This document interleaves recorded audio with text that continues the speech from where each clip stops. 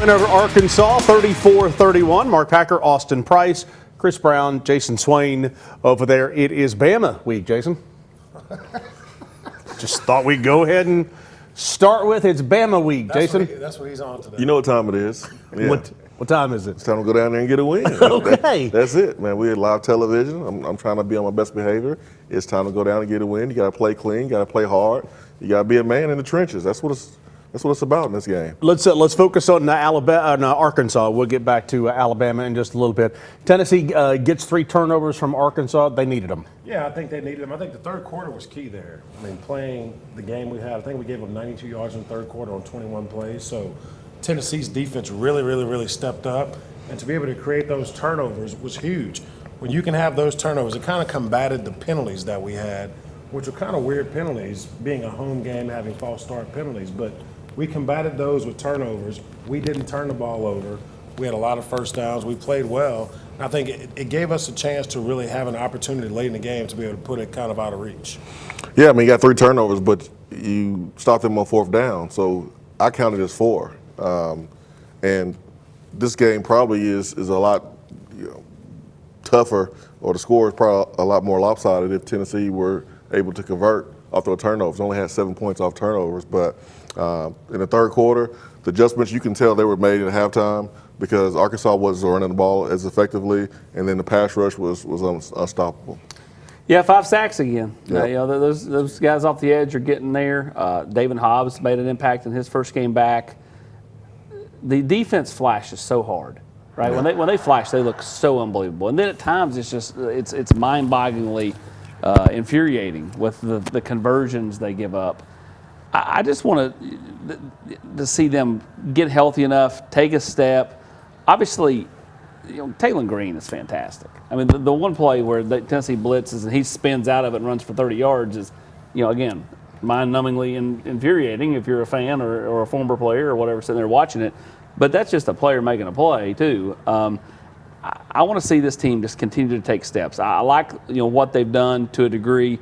The 10 penalties to 1 for when you're the home team is a bit weird, right? I mean, a bit strange. Weird, that's a good word to call it. But, again, in this league, in this sport now, survive and advance every week. And listen, if you can win by 30, win by 30. If you win by 3, you don't think Penn State would like to have won by 3 yesterday? You can go right down the list of all the teams that would like to have won by 3 yesterday that didn't. And I don't want to camp out there, but to me, it's odd that James Franklin gets fired from a team that literally was in the semifinal, lost the semifinal just less than a year ago. Yeah, I think they hit the panic button like very quickly. But that's college football and sports today. They don't want to lose those games. Here goes Swain. You're paying too much money. You got to deliver. I mean, I think it's pretty clear why he got fired. He went to the college football playoff last year. He lost this year, and they fired him. They don't like him. The people there don't like him, and they were waiting for a moment to can him. This is the opportunity. And that's why they canned him. They don't like him. What happened with Jeremy Pruitt? Exactly. They alienated a bunch of people on campus. And then the moment they had an opportunity, they took it. Same thing with Penn State. They had an opportunity here. He opened the door. He cracked it with UCLA. He blew that thing wide open with Northwestern at home. Yep. And, because you could always say 3,000-mile trip across the country, da-da-da-da-da-da. They don't care about the $50 million though. Like, is that just chump change? I don't think it's chump change. I just think that the new AD and the people up there have kind of grown tired of it. And again, he's not been great in big games, Chris. I mean, he's struggled in big games, and that goes a long way. You look at what Indiana's doing and winning the games they're winning with a lot less at Indiana, and they're now number 3. Yeah. Tennessee number 11 in the latest poll. Alabama is number 6. So you've got number 11 and number 6.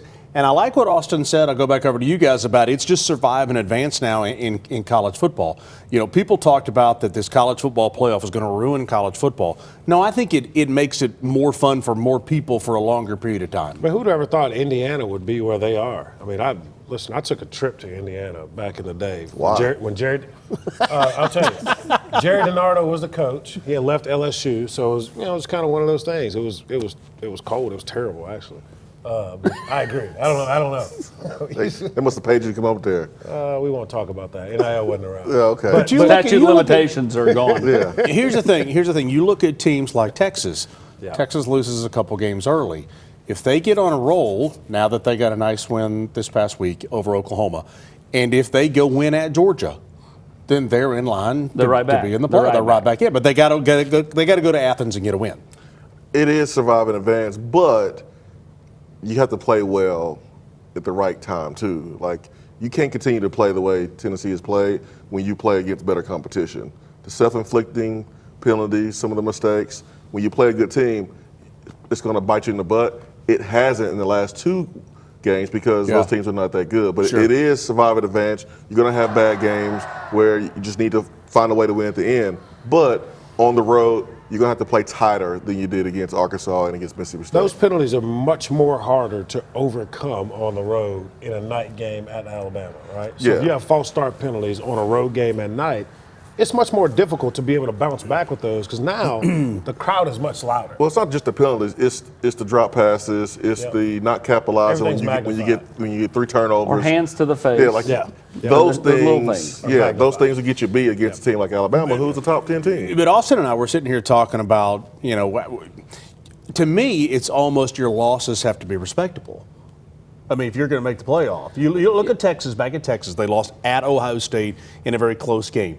The Tennessee lost to Georgia. I think the committee looks at that and says, if Georgia ends up at 11-1, I mean, it was a loss, but was it a loss? But if you go and you get drilled, look at Florida State, look at Alabama. If Alabama's got 2 losses and they lost to Florida State by 14 points, and then Florida State's a dumpster fire, does that make a difference? I went off on a big tangent. No, Did you follow me? I'm with you, and I think it makes a difference when you lose too. Like people are going to gradually forget about that at Florida State loss for Alabama because it was the first week of the year. Is that fair? No, but I mean everybody has recency bias, which is why, like, let's say Tennessee were to lose to Alabama this week and then run the table at 10-2. That means they'll have won the last 5 or 6 games of the Beat year. Oklahoma, win at Florida. Their loss will have been in mid-October. Some of those other teams will have had losses since then. So they'll have a chance to continue to climb week by week by winning and won't have a tumble. And again, how far, if you lose this week, how far do you tumble? How do you lose? I mean, you're right about all that. All that stuff matters. But I think for Tennessee, they can't think that way. They have to go out and try to go win the football Well, here's the game. deal. I've been on air with Swain enough to know when I was looking at you going off on my tangent, I knew he was over there rolling his eyes at me because you don't like to talk about good losses. I don't think there's such thing as a good loss. I mean, there are good things you can get from the loss, but I wouldn't call it a good loss. I mean, are you referring to the Georgia game? Yeah, that's what I'm saying. I'm I saying mean- as a player's mentality, you're like, you can't think Kinda that like way. low- Well, You guys as can't think a that player, I'm not wired that way. But like when you talk about getting to the college football playoff, okay? Right. If Tennessee loses to Alabama, which we don't want that to happen. that's twice we've said that. We're talking about losing to 2 teams who are in the top 10, right? You look at Notre Dame and where they are. They're ranked. Same story. They're ranked high because they lost to Texas A&M. They lost to Miami. Miami, those 2 teams are top 5 teams. Yeah, So who top do you 4, lose yeah. to, and when do you lose to Right. them? That stuff matters. And last year we lost to Arkansas, Yep. right? And had to rely on Ole Miss to beat Florida for us, or Florida to beat Ole Miss for us to get in. So you want to control your own destiny. You know, people always talk about the scheduling and who you schedule early, how your schedule falls out. I think, like Texas, for instance, the scheduling almost like plays into their favor for their losses early. Kind of forget about it, as you're saying. We got a stretch right here. We got Alabama, we got Florida, which will be a tough game. We got Oklahoma. You have to find a way to win 2 or 3 of those, and they're on the road. About Kentucky. Who? I'm sorry, go ahead. That's like What you about saying Vanderbilt? Indiana. Kentucky. What? What about Vanderbilt? Okay, who? Vanderbilt's Respect. they're good. Yeah, they're good. I think the biggest thing is, to your point about Texas, at 2 losses, if they win out, if they have 3 losses, they're done. But if they win out, they'll have had wins over Georgia, in Athens, and Texas A&M, who's And currently- Oklahoma. Well, yes, but I'm talking about from here to the house. Well, sure. Yeah. They will continue to build their resume, so to speak. Here's the deal: you're what, 6 games or six games in, I guess. Yep. Halfway home. But I feel like this thing, as far as like the drama of it, is still It's about very to much heat up. It's About very to much heat in the up. first act. I mean, Like except for Penn State. We've got to catch a break. When we come back, Jordan Ross is going to join us, Tennessee defensive lineman. We'll do that when we come back in the Food City Locker Room, presented by Garza Law. A beacon of hope in a world of high prices. Look to the skies, Knoxville. Super savings is here.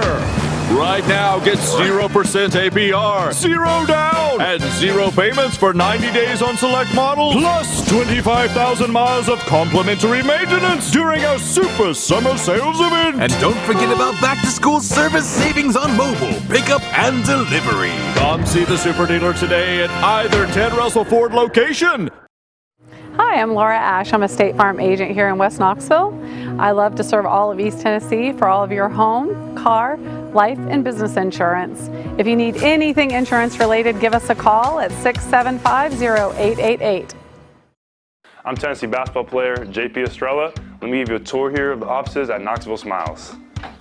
Dr. Costa is placing implants with a robot, and it's all done digitally. There's no guessing with this since it's all robotic. Dr. Wilco is the newest addition to the office. He loves to research the latest and greatest in technology, so the other doctors go to him for the newest product information and techniques. Dr. Malone is building teeth in the mouth. To him, cosmetic bonding is more like artwork. He does this without cutting your teeth down. It's all about building them up.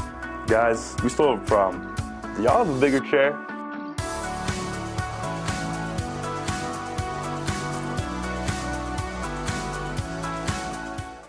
Brought to you by Food City. It's the Ask Coach Heupel Show.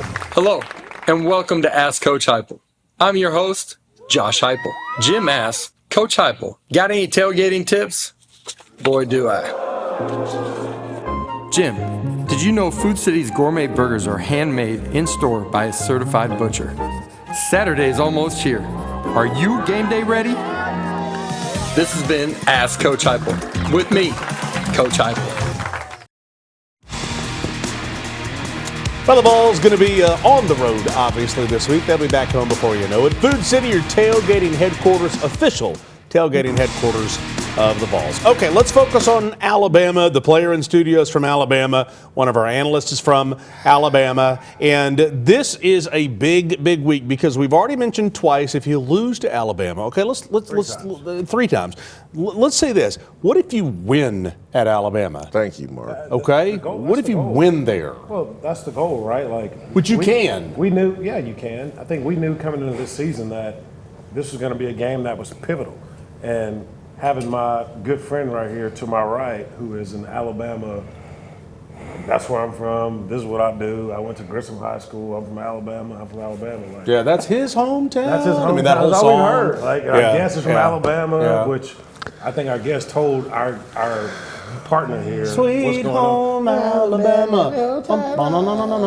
Yeah, we know you're from Alabama, Swain, but it's time to get a win. So I'm going to divert to my good friend, Jason Swain. I'm just over here just waiting on y'all to finish. We're just singing. This game means a little more, doesn't it? It means more than just an SEC game. Yeah.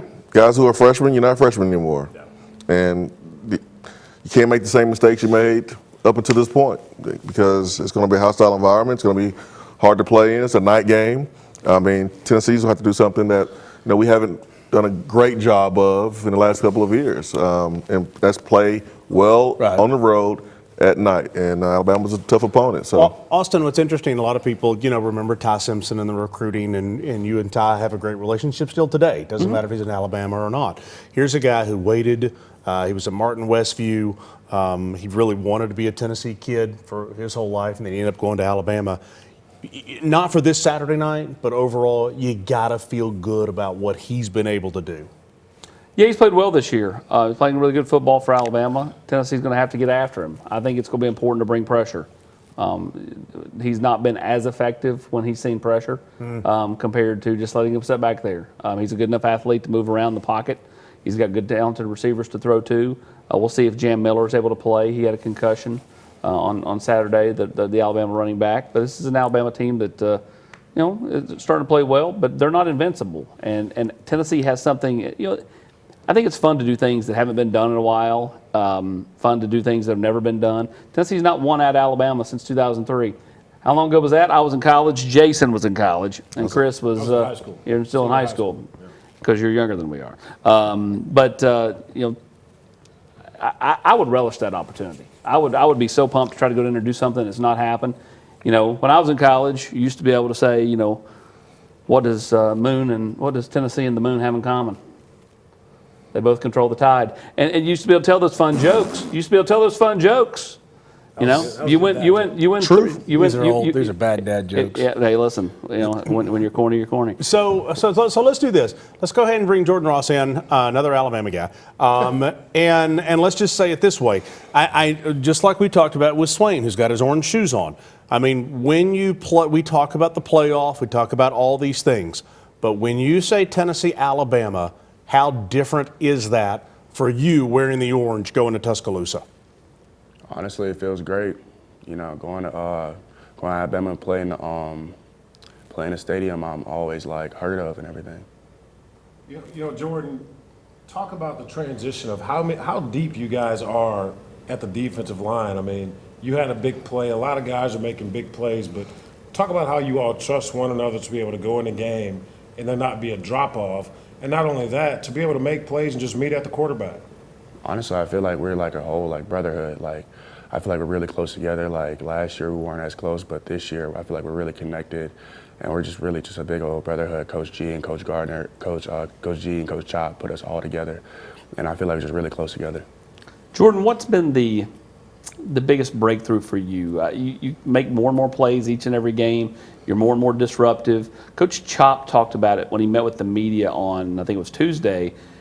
Even though maybe your sack numbers aren't where you want them to be, now, hey, this game definitely helps that. But like the disruption and the attention and the way you're playing, the chaos you're creating is helping your teammates go out and make more plays. Are you able to see that when you get back and watch film? Definitely. Like even if I'm not like doing something on the field, I'm on the sidelines helping my teammates get to where they're supposed to be and like pump them up. But also just going out there and being comfortable playing like how I play. All right, sounds good. Hey, Jordan, we're going to send Swain over there for the Food City Player Perspective. We'll take a break, and we'll let you two guys chat when we come back.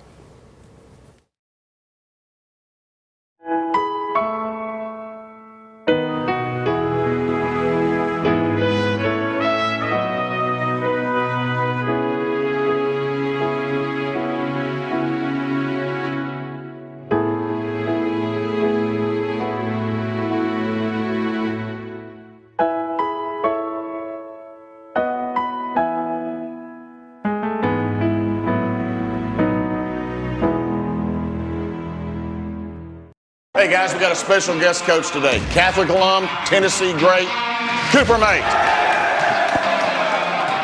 Thanks, Coach. Let's see what your boys got. That's it. Go. Drop. Hey, bring it up. Nice work today, man. Y'all hungry? Yeah. We got some Auburn's. Let's eat. Auburn's. Real comfort, real food, real good. More fingers, Mr. Mays? Yes, please. This water makes my hair so dry and brittle. Aqua can fix that. Jeez, I hate the way my water smells. Aqua can fix that. No matter how much lotion I use, my skin is always so dry. Aqua can fix that.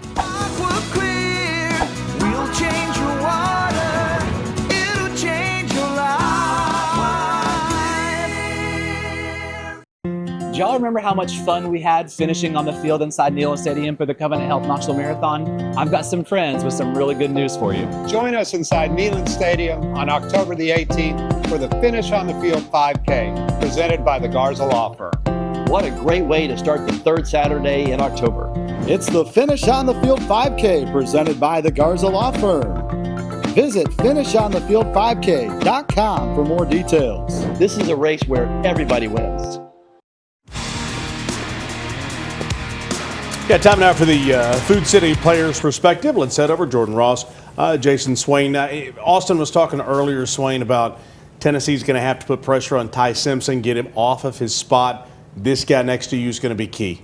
Oh, absolutely. And Jordan, the conversations that go on in the defensive line room, how much do you guys talk about when the offense is maybe struggling, maybe when the secondary is struggling, or special teams struggling?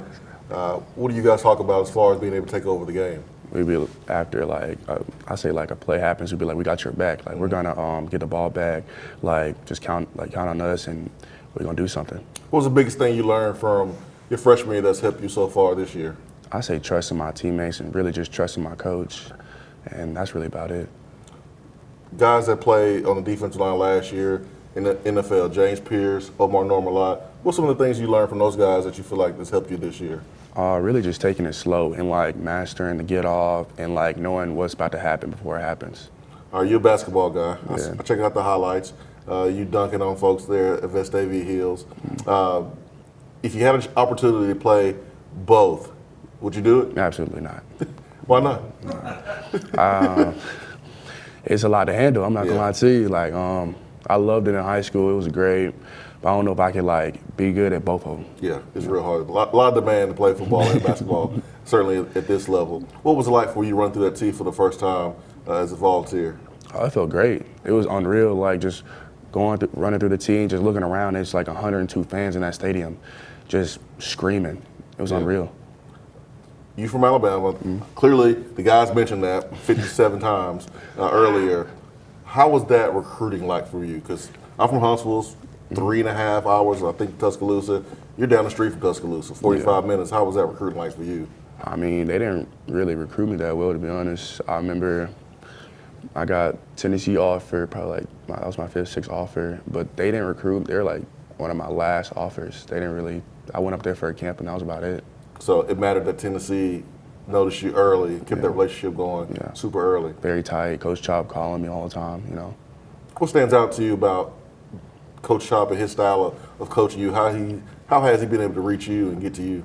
Honestly, I had to realize before when I had to realize it's not how he's saying, it's what he's saying. Yeah. Because I took it like how he was saying it at first. So like realizing like what he's saying and like applying it to the game, because he honestly in that whole Leo room, he wants us to be perfect in every aspect. Even though we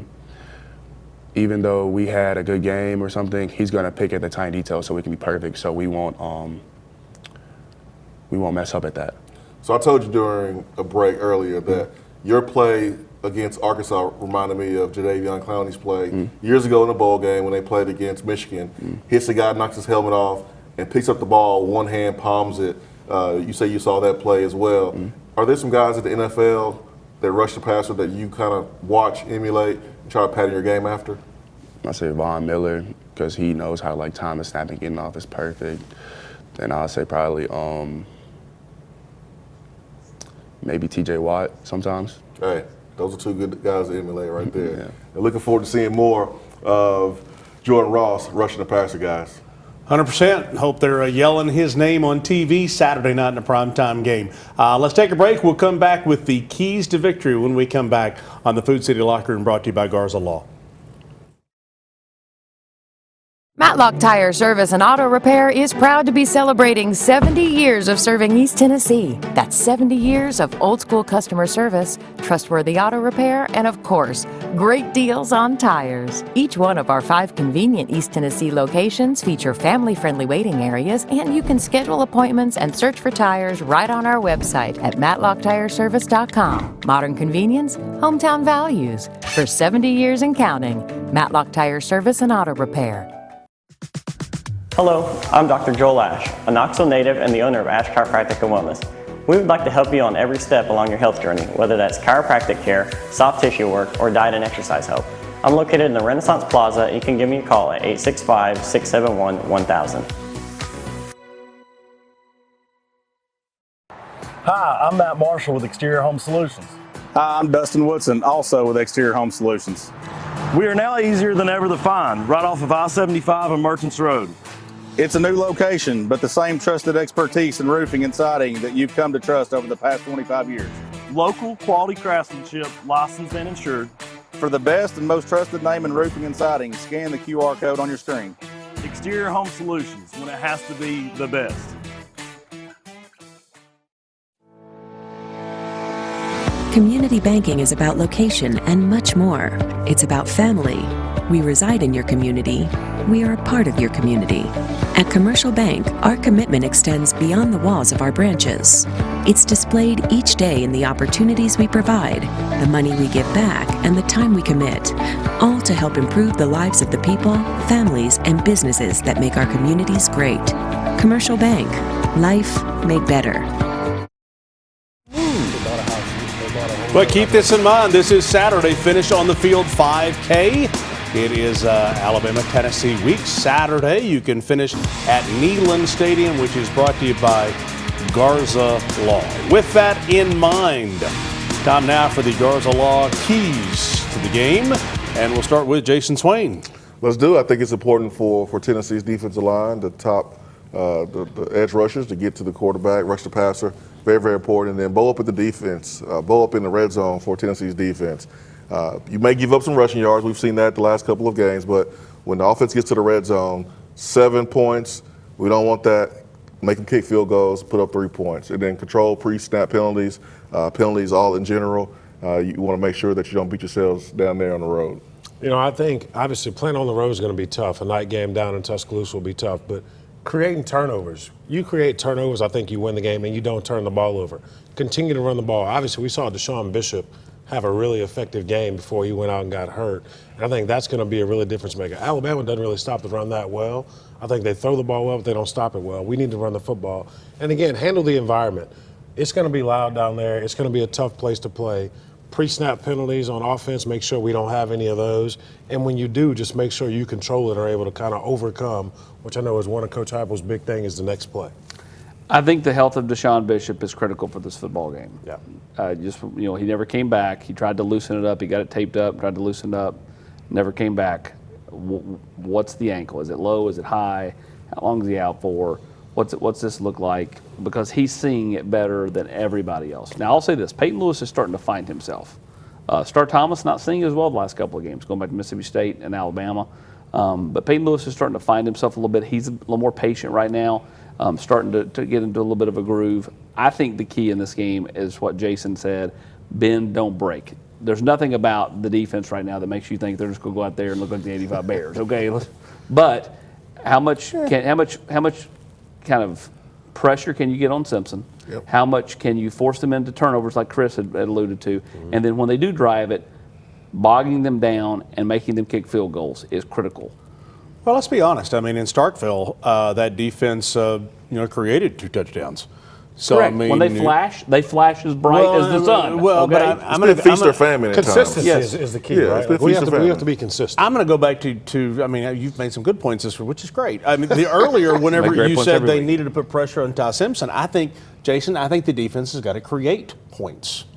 I mean, hey, they've been trending that way. They've been doing it better than everybody else in the country. Got to stop the run now. Got to stop the run. But if you don't, you turn the ball over and you can create points, then, hey, it works out. So that's why I'm saying, like, if you bend, fine, but just don't break. Make them kick field goals. I'd love to see Boo Carter get his hands on the football in the punt game. We're ready for that. I mean, I think that explosion's coming. You just got to be patient in the punt game, man. I think those things come with people who are patient. You can't kind of try to force it. I think when you try to force it, you see kind of what happened earlier in the season before the Mississippi State game and you bobble one. But, Boo, just be patient. I think we're setting up for one of those big games, and it kind of has to happen in the right moment. I feel like Tennessee's had Alabama's number of recent memory.